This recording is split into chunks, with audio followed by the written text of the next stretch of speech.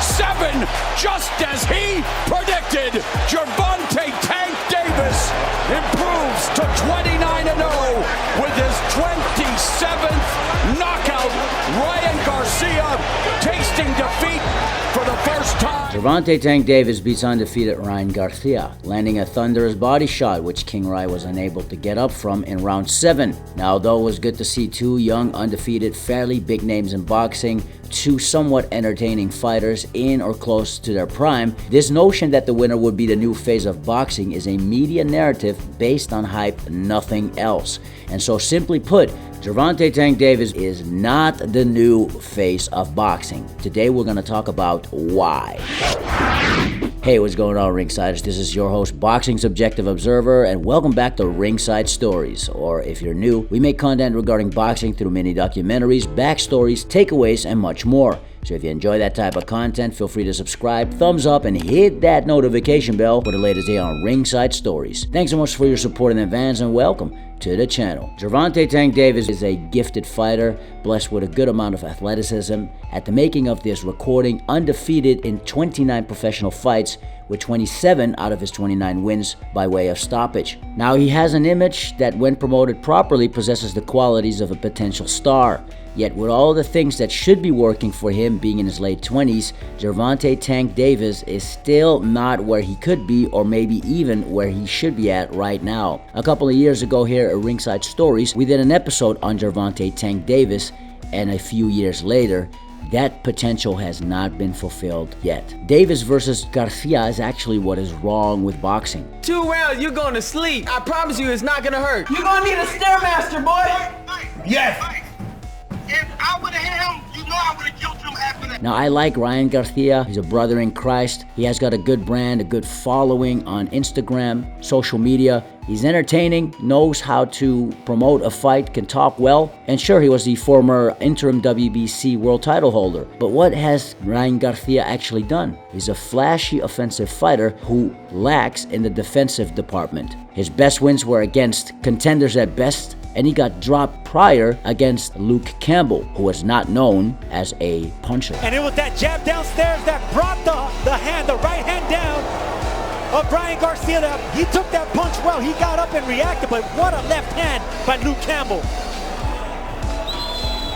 Right on the money, right on the button. On the other hand, Gervonta Davis doesn't have the most stunning resume either. Yes, he's a 3-weight world champion, but his titles at 135 and 140 were minor titles, beating a faded Yuriorkis Gamboa and a smaller man in Leo Santa Cruz, and other unproven commodities, the likes of Rolly Romero and Isaac Cruz. So as much hype as Davis versus Garcia has gotten, as much as it was a fight between two relatively big names in the world of boxing, who, coming into the fight, still have much to prove, both business and boxing legacy-wise, to have Gervonta Tank Davis versus Ryan Garcia as the biggest fight in 2023 so far, in a year that is entering its second quarter already, reflects not only a lack of high-quality appeal in the sport of boxing, it also signifies what is wrong with boxing today. The biggest fights aren't made, the top fighters are not fighting each other, and it is difficult to have unification fights, much less fight for undisputed championships.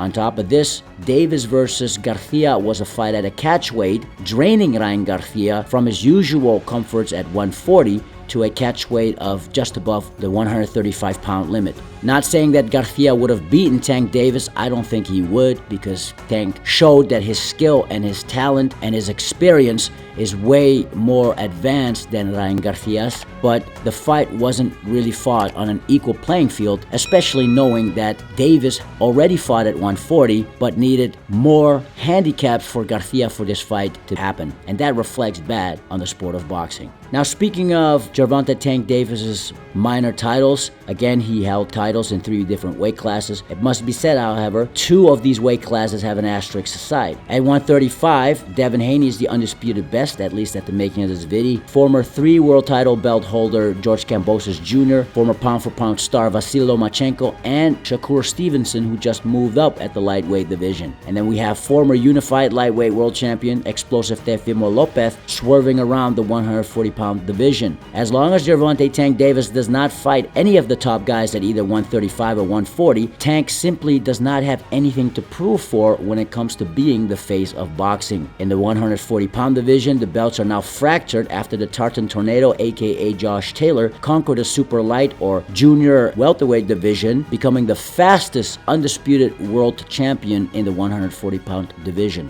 during the four-belt era. Again, this is a division where Tank Davis held a minor world title when he beat undefeated yet unheralded Mario Barrios in June of 2021. So although it is true Gervonta Tank Davis has won world titles in 3 divisions, the harsh reality is that 2 of these divisions Tank held titles in are not considered real world titles. How can Tank be considered a top 10 pound-for-pound level fighter, much less be the face of boxing when he hasn't won nor defended a real world title in the last 4+ years at the making of this episode? Now, if we look up Gervonta Tank Davis online, there are many promising search results: Tank's destructive power, Tank's skills, and a documentary which is an inspirational overview of Tank's career so far. All of these features are more than worthy of a look as they describe Gervonta Tank Davis as a great boxing talent. Although a prize fighter is rewarded for his efforts inside the squared circle, it is the perception of fight fans that carve out that prize fighter's legacy, that the greatness of any prize fighter is measured by the caliber of his opposition. What has he done for you lately? The amount of risk that the prize fighter takes,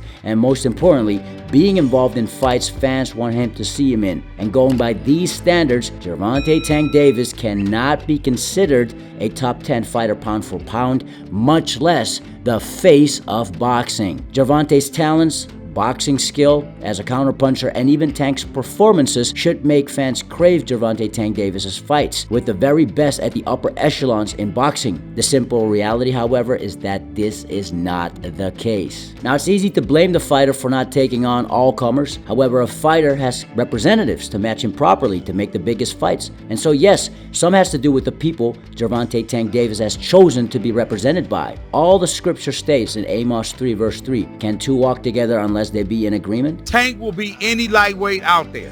Any of them guys. You name them, he can beat them. Tank will beat them all. You have to bring value to the table. Has nothing to do with his boxing skills, or they are smart. It has nothing to do. We're talking about value. And Leonard Ellaby has a point. If boxing was all about business, or at least business before the sport, which Gervonta Tank Davis does not have the profile to be able to consider business before boxing. All them guys is easy work. I'm the top dog.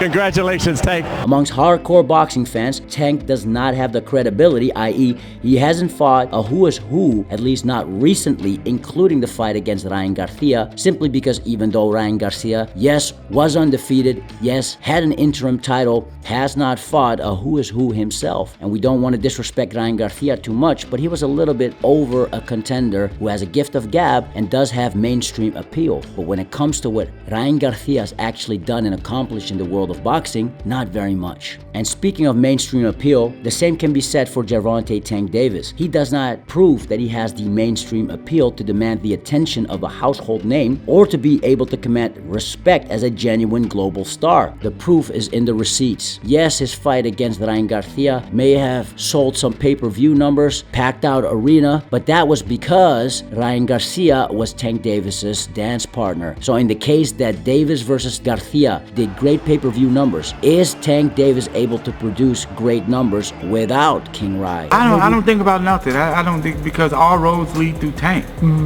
Tank is the biggest star out of any of those guys. Any of them. They're not even on his level. None of them.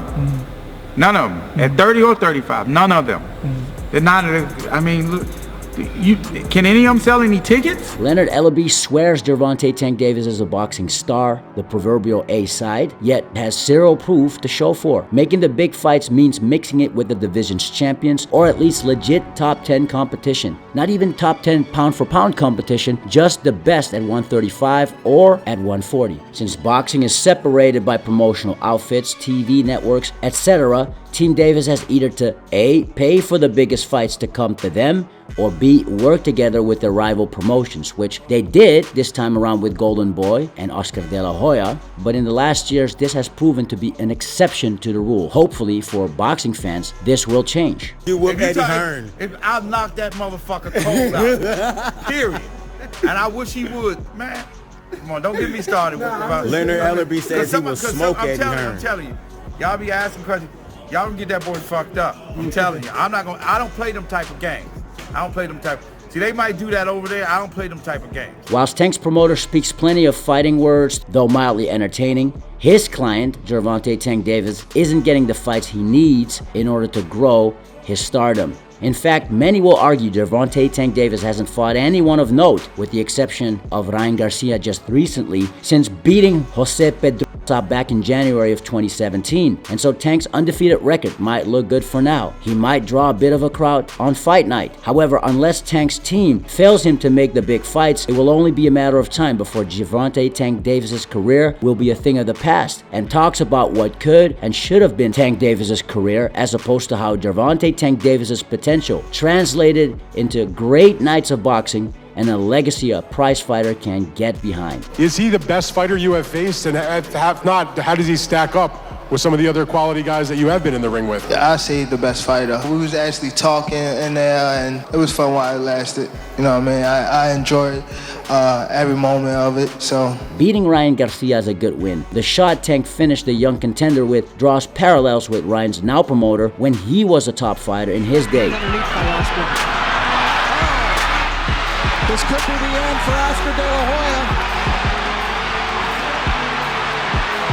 But as long as Gervonta Tank Davis isn't fighting the fights that could interest a broader audience on a consistent basis, Tank will not be the star he has the potential of becoming. Meaning his win over Ryan Garcia does not make Gervonta Tank Davis the new face of boxing. These are just our thoughts. Let us know yours in the comments below. If you're new to the channel, we cover boxing and combat sports through mini documentaries, backstories, and much more. So if you enjoy that type of content, feel free to subscribe, thumbs up, and hit that notification bell for the latest there on Ringside Stories. Thanks so much for your support in advance, and welcome to the channel. Now, if you've done that already, you're amazing. You already know that you are the true undisputed world champion. So next time, Ringsiders, this is your host, Boxing's Objective Observer with Ringside Stories. Thanks for watching, and have a legendary day.